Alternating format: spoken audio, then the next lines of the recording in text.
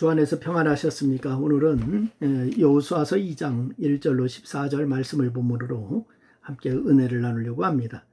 라합의 믿음에 대한 말씀입니다.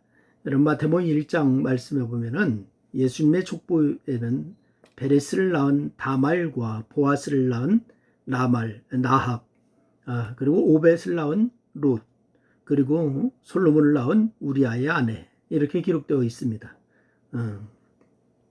그런데 이들은 예수님의 조상이면서도 이 밧세바를 제외하고는 모두 이방 여인네들입니다. 각기 치명적인 단점을 가지고 있는 그런 여인이죠. 다말, 그러면 기생인 것처럼 속여서 시아버지의 아들을 낳았고, 라합 그러면은 기생이었고, 롯 하면은 재혼했고, 그 밧세바 그러면 자신을 겁탈하고 남편을 죽인 남자의 아이를 낳은 그런 여인. 그래서 지금 시대에도 결코 평범하게 넘길 수 없는 그런 수치스러운 과거가 있는 그런 여자들이다, 이렇게 얘기할 수가 있을 것입니다. 근데 우리는 그 중에서도 라합을 주목할 필요가 있습니다. 왜냐하면 야고보서 2장 25절 말씀해 보니까 라합을 향해서 의롭다 하심을 받았다 말씀하면서 히브리서 11장 31절 말씀해 보니까 라합을 믿음의 선진들 중에 한 명으로 소개하고 있습니다. 라합을 어떤 행동을 하였기에 기생인 이방 여인을 이렇게까지 칭찬하는 것일까요?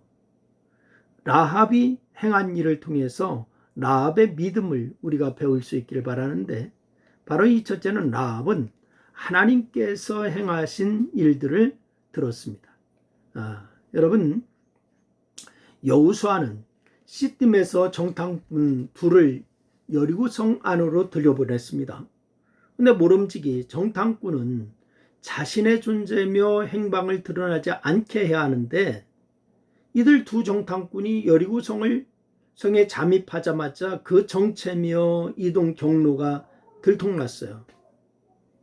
그래서 가나안 거민들의 민심과 동태를 살피려고 라합이라고 하는 기생의 집에 들어가 거기서 유숙하게 되는데, 그것까지 드러난 것입니다.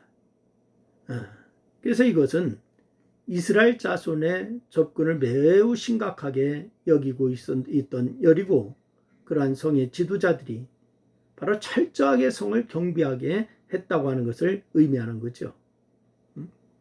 그런데 이 여리고 왕의 정탐꾼들의 행방을 알고서 라합에게 사람을 보냅니다. 그러면서 뭐라고 하냐? 내게로 와서 내 집에 들어간 그 사람들을 끌어내라, 이렇게 말했습니다. 하지만 라합이 그 두 사람을 이미 숨겼기 때문에 그들은 이 정탐꾼들을 바로 잡을 수가 없었어요.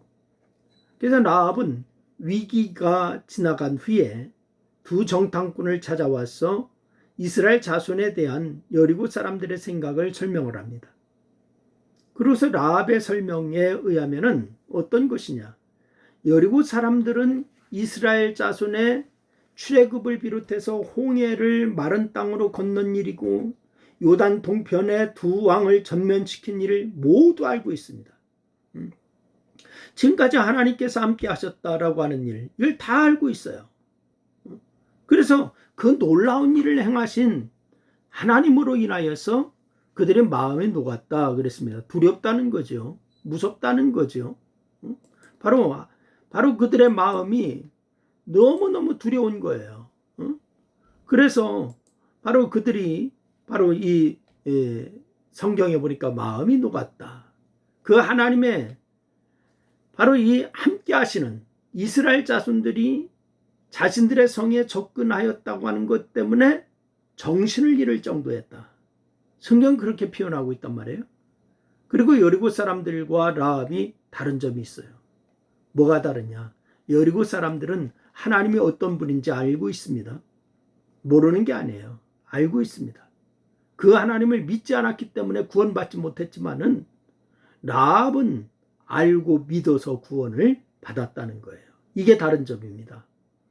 알고만 있다? 이거 소용없습니다. 믿어야 됩니다. 오늘날도 여러 가지 통로로 하나님에 대한 지식을 알고 있는 사람들이 너무나 많이 있습니다. 그러나 여리고 사람들처럼 그 하나님을 믿지 않는 이들이 많이 있습니다. 아는 것으로 다 되는 게 아니에요. 이런 믿어야 돼요. 두 번째, 라합은 아는 것에서 그치지 않고 믿음으로 고백하게 되지요. 히브리서 11장 31절 말씀해 보니까 그 얘기를 했어요. 믿음으로 기생 라합은 정탐꾼을 평안히 영접하였으므로 순종하지 아니한 자와 함께 멸망하지 아니하였도다. 이렇게 얘기하고 있습니다. 여러분, 여기에서 순종하지 아니하는 자라고 하는 사람들이 누구를 가리키는 걸까요? 여러분, 여리고성 사람들을 의미하는 것입니다. 그들은 하나님께서 이스라엘 자손들에게 어떤 일을 행하셨는지 다 알고 있습니다. 그렇다면은 하나님과 하나님의 백성을 대적할 것이 아니라 자신들도 하나님을 믿고 하나님의 백성이 되어야 되는 거예요. 하나님이 지금까지 이렇게 행했다 다 알고 있지만은 그들은 믿지 못하고 하나님의 백성이 되지 못했다는 거죠. 어리석은 일이죠. 마치 기브온 사람들이 여호수아를 속여서라도 이스라엘과 평화 조약을 맺은 것처럼 여리고 사람들도 그렇게 했어야죠. 하지만 여리고성 사람들은 하나님을 믿지 아니했을 뿐만이 아니라 여전히 하나님과 하나님의 백성을 대적했기 때문에 멸망을 당하고 말한 것입니다. 이에 비해서 라합은 어떻게 했어요? 하나님이 어떤 일을 행하셨는지 듣고 하나님을 믿었습니다.